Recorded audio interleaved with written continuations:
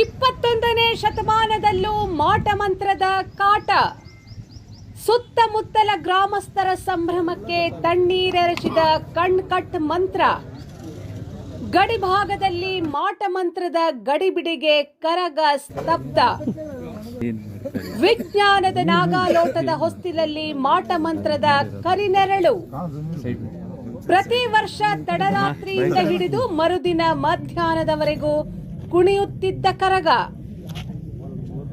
ಎತ್ತಬಾರದು ಎಂದು ಸ್ಮಶಾನದಲ್ಲಿ ಚೀಟಿ ಹೂತಿಟ್ಟು ಮಾಟ ಮಂತ್ರ ಆರೋಪದ ಹಿನ್ನೆಲೆ ರಾತ್ರಿ ದೊಮ್ಮಸಂದ್ರ ಕರಗ ಅರ್ಧದಲ್ಲೇ ನಿಂತ ಕಾರಣಕ್ಕೆ ಹಬ್ಬಿದ ಮಾಟ ಮಂತ್ರ ತಗಾದೆ.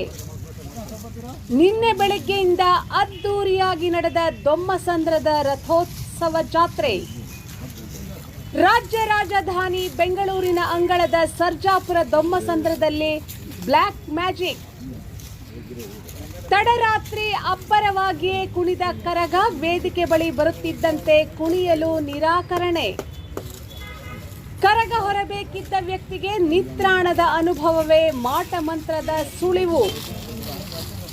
ಮೌಖಿಕ ಅಹವಾಲು ಮೂಲಕ ಪೊಲೀಸ್ ಮೆಟ್ಟಲೇರಿದ ದೊಮ್ಮಸಂದ್ರದ ಧಾರ್ಮಿಕ ಮುಖಂಡರು. ಸುಳಿವಿನ ಬೆನ್ನು ಹತ್ತಿದ ಪೊಲೀಸರು ಚಂಬೇನಹಳ್ಳಿ ಸ್ಮಶಾನದೆಡೆಗೆ ದೌಡು. ಚಂಬೇನಹಳ್ಳಿ ಸ್ಮಶಾನದತ್ತ ಸುತ್ತಮುತ್ತಲ ಗ್ರಾಮಸ್ಥರ ಚಿತ್ತ.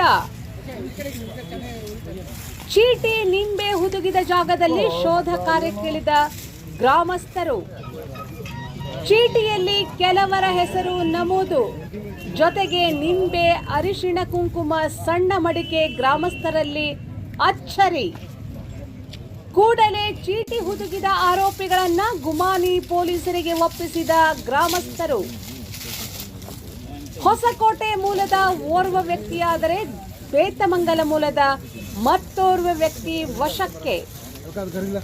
ಸ್ಮಶಾನದಲ್ಲಿ ಹುದುಗಿಟ್ಟ ಚೀಟಿಗಳನ್ನು ಹೊರತೆಗೆದು ಬೆಂಕಿ ಹಾಕಿ ಸುಟ್ಟ ಗ್ರಾಮಸ್ಥರು. ಆನೇಕಲ್ ತಾಲೂಕಿನ ಸರ್ಜಾಪುರ ಭಾಗದ ದೊಮ್ಮಸಂದ್ರದಲ್ಲಿ ಘಟನೆ. ಆಸ್ತಿ ವಿವಾದವೊಂದರ ಹಿನ್ನೆಲೆಯಲ್ಲಿ ಚೀಟಿ ಬರೆದು ಮಾಟ ಮಂತ್ರ ಪೊಲೀಸರ ವಾದ. ಚಂಬೇನಹಳ್ಳಿ ಸ್ಮಶಾನಕ್ಕೂ ದೊಮ್ಮಸಂದ್ರದ ಕರಗಕ್ಕೂ ಎತ್ತಣದೆತ್ತ ಸಂಬಂಧ ಎಂದು ತಲೆ ಕೆಡಿಸಿಕೊಂಡ ಗ್ರಾಮಸ್ಥರು.